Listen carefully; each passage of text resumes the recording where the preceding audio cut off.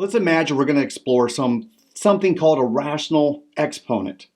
Well, a rational exponent means that you have some number raised to a fraction.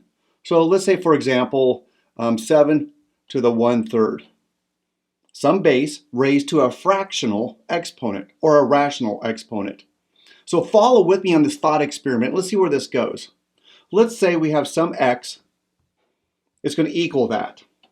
We know that whatever we do to one side, we can do to the other. So I would like to raise both sides to a power of 3.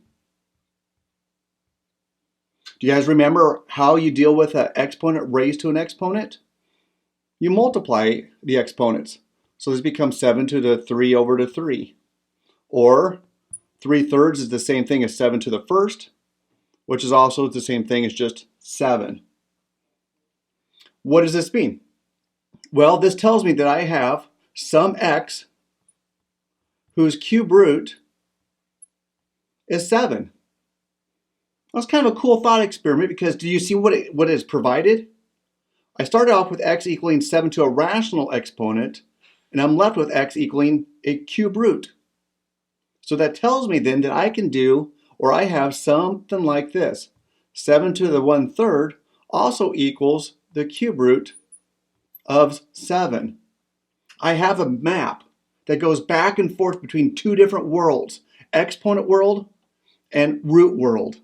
So let's start to formalize what that map will look like. So let's say I have some a, and we're going to start with a's to the 1 over n's. Well, that's going to produce the nth root of the square root of a.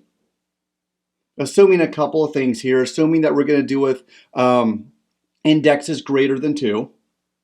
We're also going to understand that if it's an even index, my result has to be a non-negative number. If it's an odd index, then I can have any number in the radicand. And that's something we've kind of touched on before. So here's a very useful map for us to explore how to go from root world to exponent world.